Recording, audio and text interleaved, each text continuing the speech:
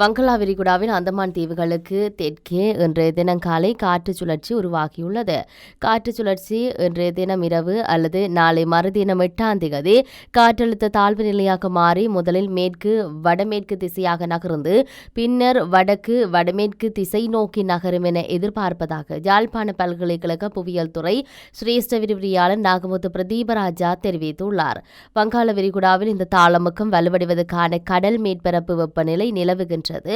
இன்று வங்காள விரிகுடாவில் கடல் மேற்பரப்பு வெப்பநிலை 29°C உள்ளமை குறிப்பிடத்தக்கது. இதனால் இன்று உருவாகும் காற்று சுழற்சி எதிர்வரும் 10ஆம் தேதி அன்று இரவு ஆழ்ந்த காற்றழுத்த தாழ்வு மண்டலமாக வலுவடையும் என எதிர்பார்க்கப்படுகிறது.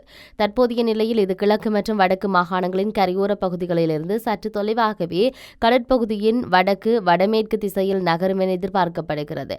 இதனால் தான் நகர்வு திசை மற்றும் வேகம் அதற்கு கிடைக்கும் மறைவெப்ப சக்திக்கு பொறுத்தது மாற்றமடையலாம் என்பதை கருத்தில் கொள்க. ஆனால் இக்காற்றழுத்த தாழ்வு நிலையால் வடக்கு மற்றும் கிழக்கு மாகாணங்களின் பல பகுதிகளிலும் எதிர்வரும் 10ஆம் தேதி இரவு முதல் 15ஆம் தேதி வரை மிதமானது முதல் கனமான வரை மழை கிடைக்க வாய்ப்பிருக்கின்றது. சில இடங்களில் மிக கனமழைக்கும் வாய்ப்புள்ளது என்று தெரிவிக்கப்பட்டுள்ளது.